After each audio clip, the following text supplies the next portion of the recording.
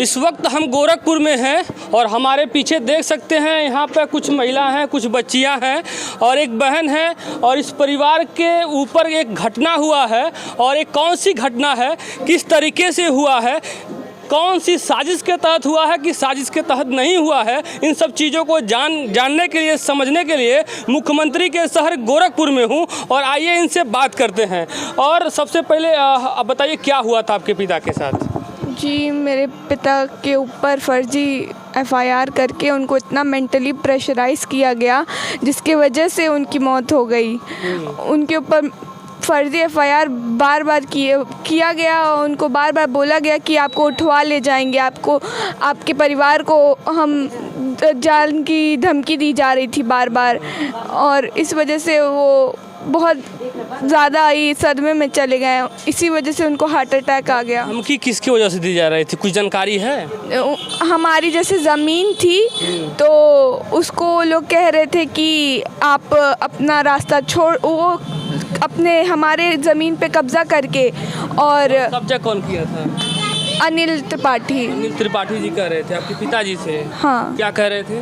कि ये ज़मीन हमारी औने पौने दाम में दे दो, और उनको ज़रूरत थी कुछ पैसों की अपने इलाज के लिए कि वो अपनी करा सके, तो वो बेचना चाह रहे थे और वो आगे का रास्ता ही ले लिए थे जिसकी वजह से पीछे जाने को ही नहीं हो रहा था।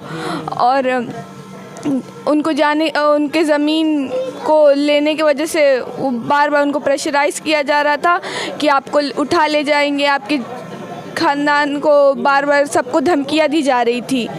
इसके वजह से ही मेरे पापा, जब धमकियाँ दी जा रही थी तो आप लोगों से बताए थे वो आपके पापा?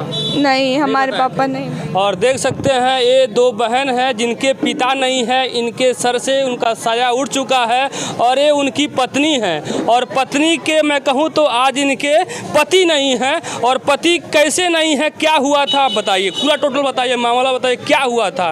क्या कभी बताए थे कि इस तरीके से, जिस तरीके से आपकी बिटिया बता रही है वो धमकी दे रहे थे, वो आपसे कभी बताए थे? क्योंकि आप एक पत्नी हैं, हकीकत क्या जानती हैं आप? हकीकत ये जान रहे हैं कि वो उनको आया था, फ़ोन आ रहा था, धमकी बार बार मिल रही थी और इन्होंने थाने पे भी और गीडा थाने पे भी और नौसर चौकी पे भी कंप्लेंट दर्ज करा रहे थे, लेकिन नहीं, शिकायत सुनी नहीं गई उनकी। और इनका वो लोग सभापति राम त्रिपाठी और उनके बेटे अनिल त्रिपाठी ये इनको मेंटली टॉर्चर करके, मतलब ज़बरदस्ती अपने कब्जा करके और इनको ज़मीन लेना चाह रहे थे, इनसे औने पौने दाम मिल रहे थे। ज़मीन ले लिए हो? नहीं, ज़मीन तो कब्जा करके उसके बाद कब्जा कर लिया उस पर। तो कब्जा किए हैं, अभी उस पर रहते हैं, मकान वगैरह बनवाए? मकान नहीं है, रास्ता है, ज़मीन का रास्ता। आपकी ज़मीन में वो रास्ता निकाल दिया? हमारा ज़मीन है और हमको उल्टा फंसा के 2007 का वो रजिस्ट्री बैनामा दिखा के और उस पर झूठा एफआईआर लगा के मेरे पति को फंसाने की कोशिश की है और मेरे देवर को फंसाने की कोशिश की है। और ये 2010 में जो कि हमारे नाम से फिर से रजिस्टर्ड हो गया बैनामा, ये लोग एफआईआर झूठी दर्ज करा के उनके हमारे पति की जान ले लिए हैं। मतलब आपके पति के ऊपर झूठा उन्होंने एफआईआर किया, हाँ, और ज़मीन भी ले लिए, तो इसका शिकायत क्यों नहीं की आप लोगों ने? शिकायत तो की है, शिकायत हुआ लेकिन कोई सुनवाई नहीं हुई। आइए थोड़ा सा इधर आइए, आप क्या लगते हैं, आइए। क्या हम बताइए, शिकायत किए थे तो उस पर कार्रवाई? वहाँ पे नहीं, कार्रवाई कुछ नहीं हुआ था। हम वहाँ पे वो जब बाउंड्री वाल करा रहे थे, गए थे उनको रोकने, वो माने नहीं, गए तो वो गाली वाली दे के खदेड़ दिए, कहें कि ये तुम्हारी ज़मीन नहीं है। फिर हमने आके अपना दस्तावेज देखा तो वो ज़मीन हमारी थी, ठीक है। फिर वहाँ नौसर चौकी पे जानकारी दी गई, वहाँ से भी कोई कार्रवाई नहीं हुई। नौसर चौकी से कोई कार्य नहीं, 2010 की नहीं, इसे जब 4 दिन पहले ये डायलिसिस करा रहे थे, इनकी तबीयत ख़राब थी, इसी बीच इन लोगों ने वहाँ काम करना स्टार्ट कर दिया। इनका दवा तो 3 महीने पहले से लखनऊ से चल रहा था। ये पहले से आपके पति बीमार थे और इनको डायलिसिस का हमेशा होता रहता था? ठीक ठाक थे वो, उनको इतना मेंटल प्रेशर की वजह से वो उनकी ये हालत हुई। 3 महीने पहले से चल रहा था, दवा तो चल रही थी लेकिन इतने थे कि वो खुद गाड़ी चला के गए, सब कुछ नॉर्मल थे, चल फिर रहे थे, लेकिन इतना मेंटल प्रेशर किया गया तब उनको ये इनकी तबीयत, ये निकल नहीं पाएंगे कहीं, ये घर से निकल नहीं पाएंगे, इनके ये हॉस्पिटल में एडमिट हैं। इसी बीच उन लोगों ने वहाँ बाउंड्री कराया। हमने जब वहाँ रोकने गया तो वो लोग गाली दे के हमको खदेड़ दिए। ये चीज़ें 4 दिन पहले जब उनकी आपके पिता की डेथ होती है, मौत होती है, तो इसके पहले आप लोगों से कोई सूचना दिए थे? हमें नहीं कुछ पता था। यहाँ पापा हमें सब चीज़ें दूर रखते थे कि हम अपने में सुलझा लेंगे, बच्चों मेरे बीवी पे कुछ नहीं आ जानी चाहिए। लेकिन वो अपने में इतना उनको मेंटल प्रेशराइज किया है कि वो किसी को बता ही नहीं पाए और खुद ही दम घुट्टे घुट्टे वो उनकी सांस ही खत्म हो गई।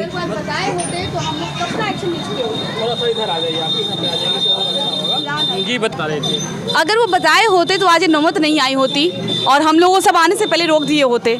यहाँ तक कहानी बढ़ती ही नहीं, लेकिन उन्होंने ना बताया, पत्नी से छुपाया, बच्चों से छुपाया, भाई से छुपाया, भाभी से छुपाया, पूरे परिवार से छुपाया।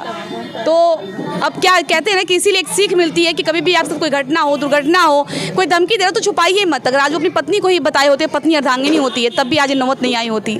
हम तक तो दूर की बात है, हम तक तो दूर तक पहुँचना है, अपने घर में ही किसी को नहीं बताया उन्होंने। किसी को नहीं बताए, शायद इसकी वजह से आप लोग की जानकारी नहीं हुई। नहीं, वो उस दिन बताए जिस दिन 1 बजे 1 तारीख को जब गीडा थाना से फ़ोन आया था। ये जो धमकी दे रहा था उसका क्या नाम है, वो कहाँ के रहने वाले हैं? सभापति राम त्रिपाठी नाम है और उनके बेटे का अनिल त्रिपाठी नाम है। ये दोनों हमेशा 12 घंटे भतीजे हैं। अच्छा, भतीजे आ जाइए। आप तो बहुत कुछ जानते होंगे। आप बताइए, जब रमापति बता रही है ना, सभापति से मिलना उलना जुलना इनके पति के साथ होता था, बातचीत होती थी, कुछ जानकारी है? उनसे बातचीत हमेशा होती थी। तो उसने जब ने उनका तबीयत खराब हुआ, वो बेड रेस्ट कर रहे थे, तो थाने पर से फ़ोन आया उनके पास कि प्रेशर, घटना की जानकारी इनको भी नहीं थी। प्रेशर उनको इतना पड़ गया कि हमको कहें कि बाबू शाम को चलना है हॉस्पिटल। हमारे पास फ़ोन आया तो हमको तबीयत ठीक बात, तो हम सुबह इंटरसिटी छोड़वा दें।